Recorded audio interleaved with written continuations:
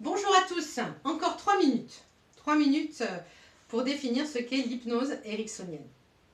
Donc moi je vous rappelle, je suis Elisabeth Spertino, je suis psychothérapeute, hypnothérapeute et j'interviens à Draguignan dans le Var.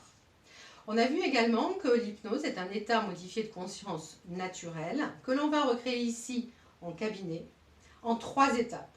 L'induction, l'approfondissement et ce moment où on va directement s'adresser à l'inconscient de la personne qu'on accompagne. Alors l'hypnose ericksonienne nous vient d'un grand homme qui est psychiatre et qui vit durant le siècle dernier et qui s'appelle Milton Erickson. Milton Erickson a la particularité de tomber malade à l'âge de 7 ans. Il est atteint d'une poliomyélite et son pronostic vital va être engagé à un moment.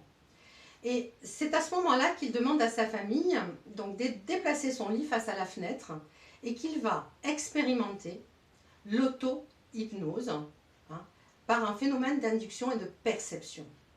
C'est à ce moment-là qu'il va voir certaines choses à l'extérieur comme des couchers de soleil, qu'il va entendre des sons et qu'il va ressentir.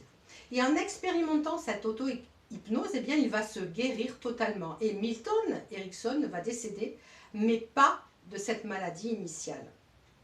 Et donc, Milton, qui est psychiatre, donc, va accompagner ses patients de la même façon, c'est-à-dire qu'il va mettre au service de ses patients ce que lui-même a compris, a appris en vivant des expériences d'auto-hypnose. Et on dit également que Milton Erickson n'a pas de protocole. Il les fait, il les crée en fonction du client qu'il accompagne. Et ça, c'est fabuleux. C'est également de cette façon que nous, thérapeutes formés à l'hypnose ericksonienne, nous accompagnons nos clients. C'est-à-dire que nous prenons un maximum d'informations sur leur environnement.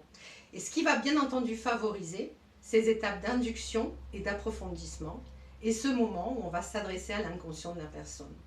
Alors bien sûr, nous travaillons avec des protocoles déjà tout faits, mais la plupart du temps, nous les construisons dans la séance avec la personne que nous accompagnons. Et ça, c'est juste fabuleux. Merci.